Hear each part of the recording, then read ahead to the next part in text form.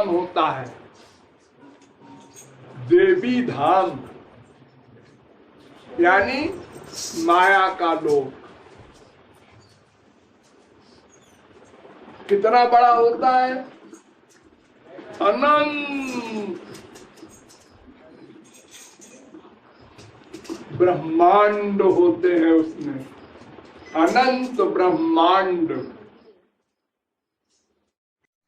आप लोग जिस ब्रह्मांड में बैठे हैं, ये 50 करोड़ योजन का, यानी 200 कोस, यानी 400 मील,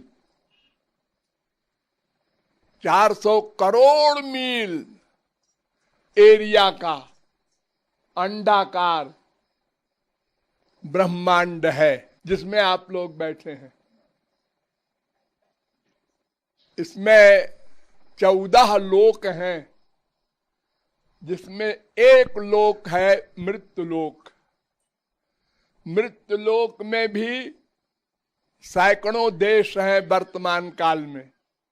उसमें एक देश है भारत, उसमें एक प्रांत है ये आप जहां बैठे हैं। तो अनंत कोटि ब्रह्मांड है।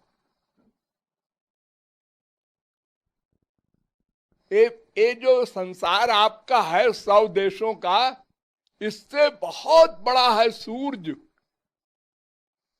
और 3 करोड़ सूरज का एक आकाश गंगा है, और अनंत आकाश गंगा है।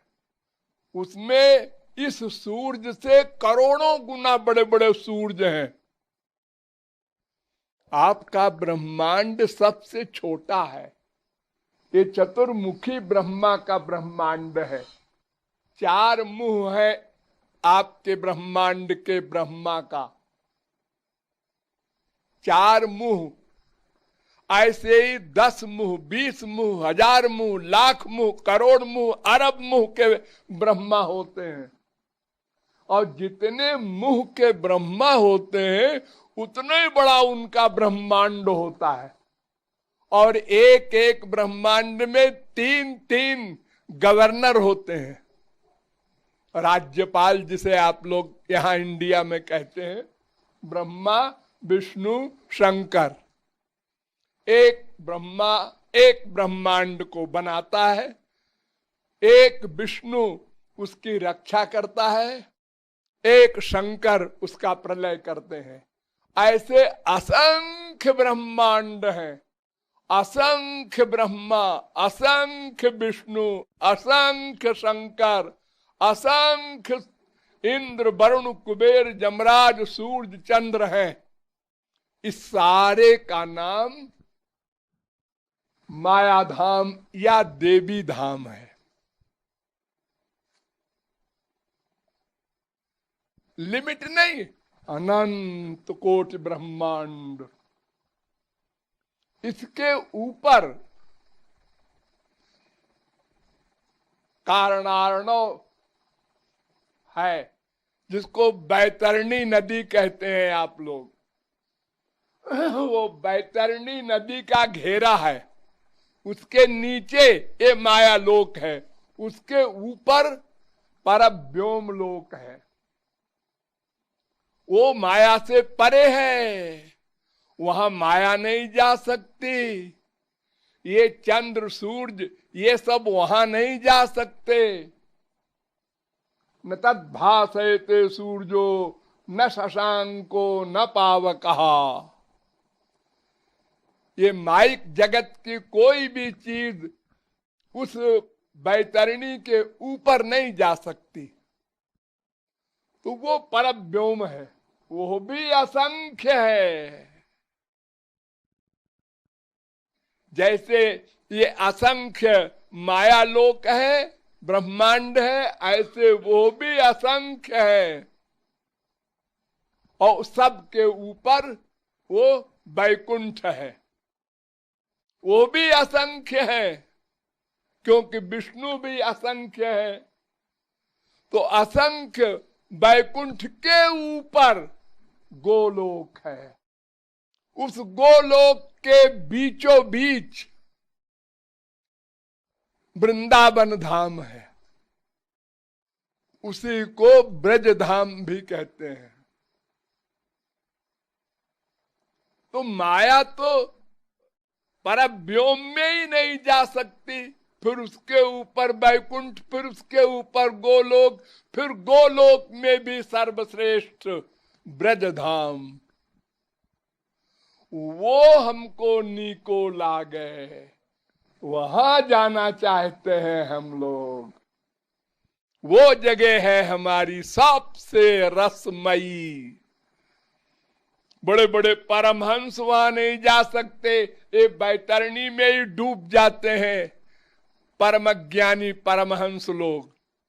उसके आगे जाते हैं भक्त लोग, जो सगुण साकार के उपासक शांत भाव के होते हैं, वो वैकुंठ वास उनको मिलता है। और जो माधुर्य भाव के रसिक होते हैं, गोपी प्रेम वाले, वो जाते हैं ब्रजधाम में। जिन गोपियों का वर्णन आप सुनते हैं, ये वहां रहती हैं, वहीं जाना है हम लोगों को। लक्ष्य वही रखो, चाहे 50 जन्म लगे, जहां चीज मिले सबसे ऊंची। अरे परिश्रम तो बराबर है, हम परव्योम लोक में जाएंगे तो भी हमको भक्ति करनी पड़ेगी, और वैकुंठ जाएंगे तो भी भक्ति करनी पड़ेगी। तो फिर ऐसी जगह के लिए भक्ति की जाए जो सबसे ऊंची स्थिति में पहुंचा दे, तो वो नीको लागे, वो दिव्य ब्रजधाम हमको नीको लागे। हाँ बोलो।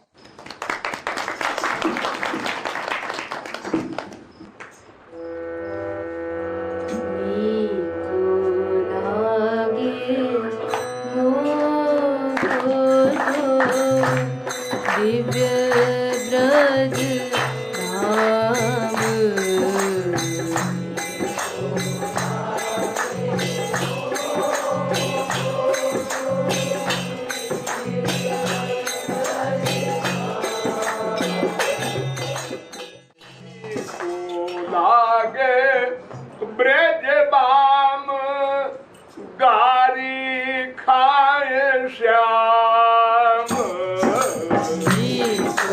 लागे ब्रज बाम गारी होली को लागे ब्रज बाम गारी खाए श्याम।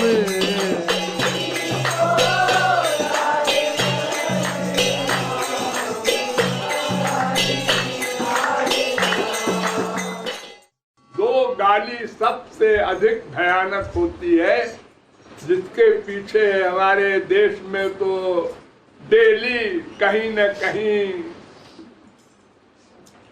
बड़े बड़े कांड हो जाते हैं, मर्डर तक हो जाते हैं। एक चोरी, एक जारी, ये दो गाली बड़ी भयानक होती हैं, लोग सह नहीं पाते इस गाली को। तो ठाकुर जी को ये दो गाली बहुत पसंद है, इसलिए ठाकुर जी का एक नाम रख दिया है रसिकों ने, चौर जार शिखा मणि, यानी चोरी में और जारी में अनंत कोटि ब्रह्मांड में टॉप करने वाले। ऐसा कौन दुनिया में डकैत होगा जो पैदा होते ही जेल से बाप को लेके फरार हो जाए? बोलो, ऐसा कहीं सुना है आपने, अखबार में पढ़ा है? बाप को लेके, बाप बेटे को लेके फरार नहीं हुआ था, बाप तो बेचारा बंद था जेल में। वो क्या हिम्मत रखता है कि दरवाजा खुल जाएगा, पहरेदार सो जाएंगे, जमुना मार्ग दे देंगी। ये सारा काम किया वो चोर शिखामणि ने। हाँ, तो चोरी में भी टॉप किया और जारी में भी टॉप किया। संसार में कोई भी जारी करने वाला पुरुष होगा तो वो 10, 20, 50, 100 स्त्रियों से प्यार किए होगा बस। और यहाँ अनंत गोपियों से प्यार किया श्याम सुंदर ने, और ब्याह भी किया तो 16,108। तो चोरी में भी टॉप कर गए, जारी में भी टॉप कर गए, और दोनों गालियां गोपी दे रही हैं।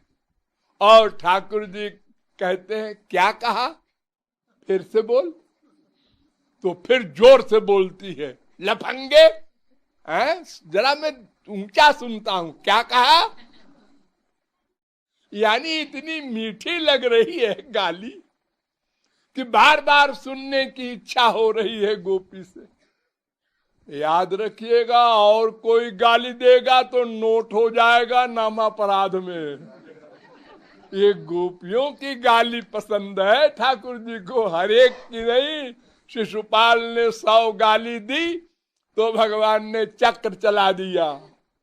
हाँ, तो अगर आप लोग सोचें कि हम भी गाली दें तो फिर चक्र का ध्यान कर लेना। हाँ, तो ठाकुर जी को गाली बहुत पसंद है, ऐसा मैंने सुना है।